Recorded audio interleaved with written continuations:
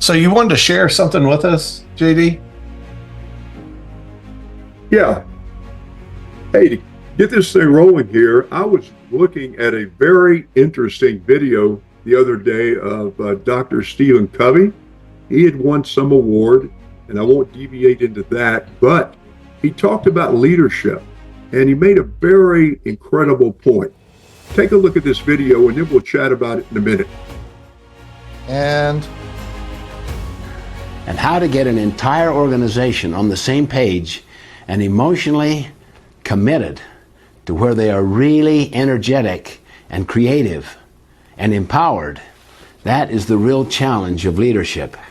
You notice Dr. Covey there talked about the real challenge of leadership. He talked about being energetic, having integrity, basically taking ownership of what they're doing. And that is the challenge of leadership. All the other facilities and perspectives on it are supporting beams to help accomplish this primary objective. Dr. White, what do you think about that? Yeah, I'm with you. I think one thing that stands out, I mean, obviously, I'm a huge fan of Stephen Covey. I think the very first business book I read that to me echoes in every other business book is his Seven Habits, which I read, decades ago. But I think what I really like about what he says is how do you unlock the potential of an organization, and it's about empowering leaders. And I think that's the real trick of any leader is, okay, if you're in charge of an organization, that's great. How do you, to put it in his words, how do you create that synergy? How do you bring people to the table in a way that unlocks all of their potential and their potential to build on each other? And that's, through empowerment and energy. So I mean, I definitely see what he's going, and it's in line with a lot of what I believe. yeah, he was kind of giving a definition for leadership in a way. He was talking Yeah. about how you get people on the same page. That's the function of leadership. And he says it's a real challenge to do that, to have people emotionally committed. The individuals have to have a clear sense of what their purpose is and what they're trying to achieve. And to do that, they have to be able to trust one another. So it's interesting that servant leadership is something that seems to cover like those bases there. Yeah. Yes. I do like your point, Tom, about getting everyone on the same page. And I once heard a leader talk in an engineering company. So half of my career has been an engineering company, and he talked about it in a different analogy, that it's about, if you think of every single individual as a vector, right? And I think we all know that a vector has a direction and a magnitude, right? Like where it's going and how far it's going. And so some people are going really far, some people are going really short, and that's all okay, right? It depends on where you're at in your career, and that's fine. But he said the goal of a leader is to take all those vectors and get them pointed all in the same direction, right? So if you just take the three of us as vectors, if we're all three going in the different direction, our total added speed and magnitude and direction is zero, right?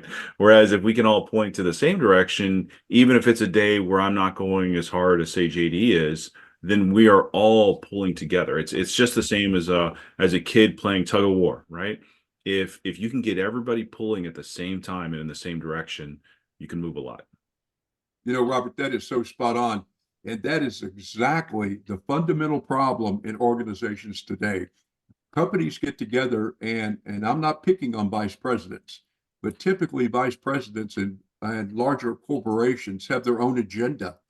Manufacturing has an agenda to lower cost and productivity, push through time, and so forth. And so does the sales, so does engineering, so does HR. And they're actually small kingdoms that are created. And these are individual vectors pointing on their own compass to navigate instead of the leadership at the top magnetically pulling all these the same direction. And that is the difference between the Fortune 500 and the Fortune 2000. So let me push back on you a little bit, JD.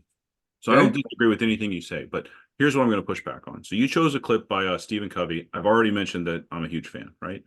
Having Yep. said that, Stephen Covey, God rest him, died in 2012, right? So what is that? That's over a decade ago. It's 12 years ago. A decade ago, there was no Apple Vision Pro, right? Over a decade ago, this was just the very dawn of the smartphones. A decade ago, there's no way we'd be having a Zoom conversation that we plan on posting to YouTube to talk about his leadership style. So Yep. here's my question. So for a guy who was the most prolific before he died, obviously, so a decades old researcher in leadership, right? Versus how we lead today, how can we make a strong argument that anything he says still has relevance in the 2020s? Excellent question. Excellent question. I think proof's in the pudding. Look at the companies that follow this model, see the results they have. Look at companies that are independently modeled and see what results they have, and look at the data. The companies that are aligned with the vector analysis that you used is spot on. Covey's research on this 7 habits thing is not his opinion. He researched all the successful people over the last 150 years and found out common traits that they all had. It just it's basically the right tools in your tool chest to pull this thing off. And if you get down to fundamental truths in life, whether it be in business, family, or whatever, truths always hold the test of time. They're truths. It's just like laws of nature. Gravity is the same for Galileo as it is for me and you today.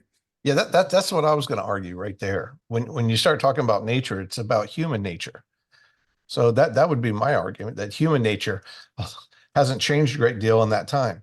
So if that's true, the only thing that should be different is how we use technology to use his ideas to kind of put them into organizations, or to use those tools of technology that will help us to deal with human nature. I mean, when you study history, there's a lot of human nature that is very similar going back thousands of years. So I don't think that human nature is going to change that much in a very short amount of time. And when it does, I mean, what we're just talking about are differences of maybe slight differences in culture or values or something like that. But I don't think it's changed here in the United States that much compared to But them. What do you think? Tom, you mentioned that technology, and we all cannot ignore it because it's a tremendous tool. And now we got AI not only knocking on the door, but AI has already arrived. The challenge, I think, for leadership is to realize that these technologies are tools to use, not to be leaned on and basically do their job for them.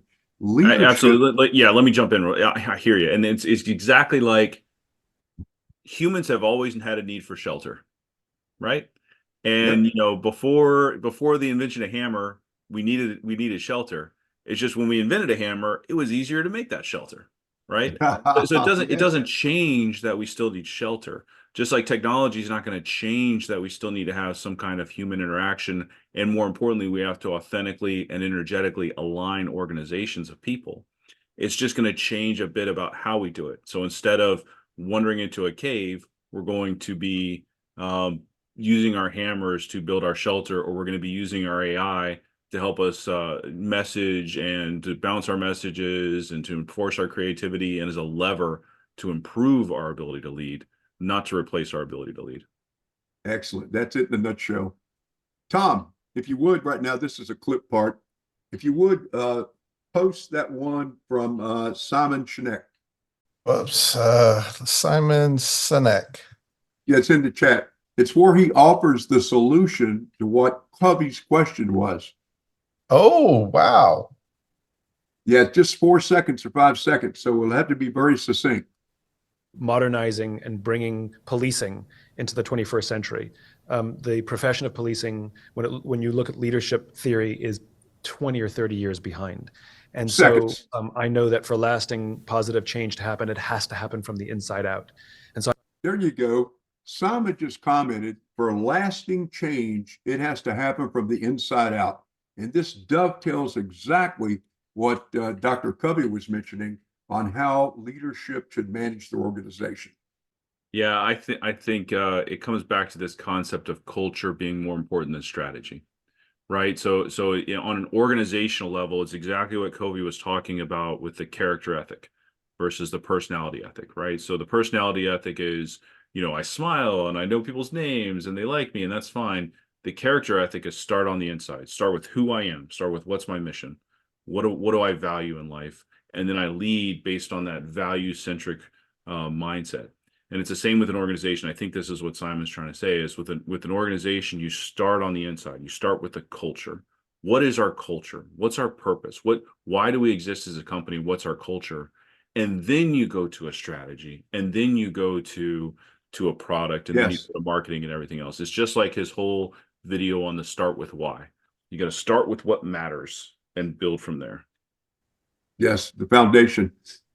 So organizations today, the leadership challenge, it looks like it's not becoming smarter. It's not developing a 3-year plan. It's not for worrying about the metrics and quarterly profits yet. Primarily, you have to go from the inside out, work with your people, focus on your people. In short, if you have a losing team that you manage, then you are a losing manager. If you have an average team, you're an average manager or a leader. If you have a team of all-stars, you're an all-star manager. Great points. Dr. White, did you have a video that you wanted to share with us? Okay, that's hopefully not recording. No, I'm not going to include this. I thought the idea is that we were going to do 3 different 10-minute segments. Yes. Yeah. So right? this one, So is the question is, are we done with JDs? let me draw it to a close. Oh, I think I Yeah. just did. That's close. I think that was a close. I think it was good, JD. Okay. It was a good close. So let's go to the next one. Yeah, because we actually are going way overtime on that. Well, yeah, but once we cut it, it'll be down to like 2 minutes. Yeah. once you take out all of my humming and hawing, it'll be like a 30-second clip.